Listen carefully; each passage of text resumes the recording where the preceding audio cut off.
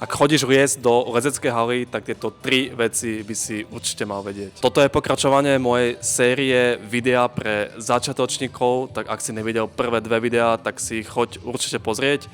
Hovorím tam o úplných základoch boulderingu a o tom, čo by si mal vedieť ešte pred prvou návštevou lezeckej haly. Dnes sa pozrieme na ďalšie 3 dôležité veci, ktoré by si určite mal vedieť. Tak poďme na to. Bod číslo 1 je: nikdy nestoj pod lescom. Toto je podľa mňa úplný základ.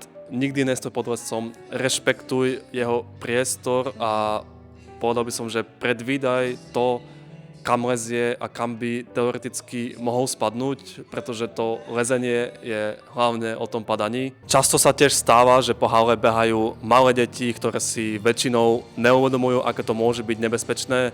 Preto teraz apelujem hlavne na rodičov: majte pod dohľadom svoje deti a najlepšie by bolo byť s tými deťmi, ktoré sa aj tak chcú väčšinou iba hrať, byť s nimi vo vyhradených priestoroch pre deti. Myslím si, že každá hala to ponúka. Bod číslo 2 som nazval: nevlez nikomu do cesty.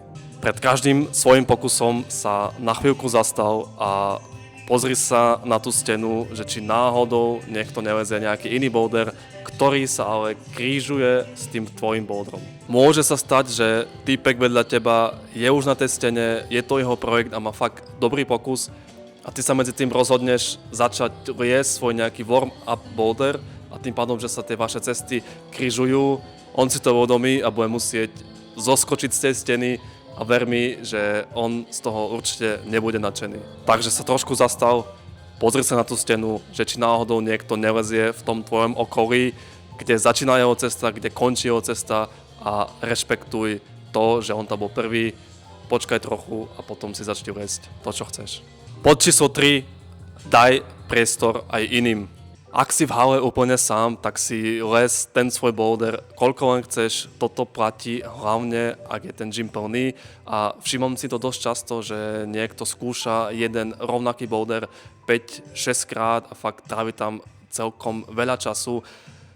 Hlavne, ak vidíš, že za tebou niekto stojí alebo vedľa teba a chce tiež si skúsiť rovnaký boulder, daj priestor aj iným. Skús si tento boulder 2-3 krát, sadni si, oddychni si, napí sa vody, potom budeš mať aj tak viacej síly zdolať ten svoj projekt. Takže toto boli 3 tipy pre dnešné video. Daj mi vedieť do komentára, že či si sa s nejakým z týchto vecí, čo som hovoril, stretol aj ty vo svojom gyme a podel sa o svoju skúsenosť. Ďakujem pekne, že si video dopozeral až sem. Určite podpor tento kanál, začni ma sledovať, aby ti neušlo žiadne ďalšie video a vidíme sa na budúce.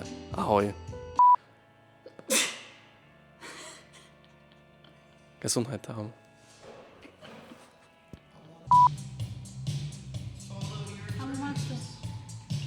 How much though?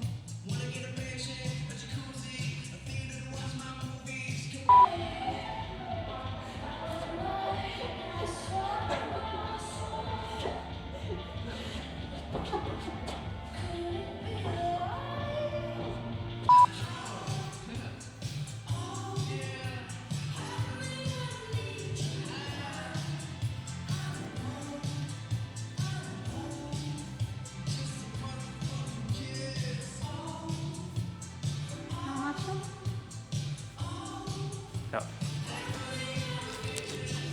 Hast du wieder?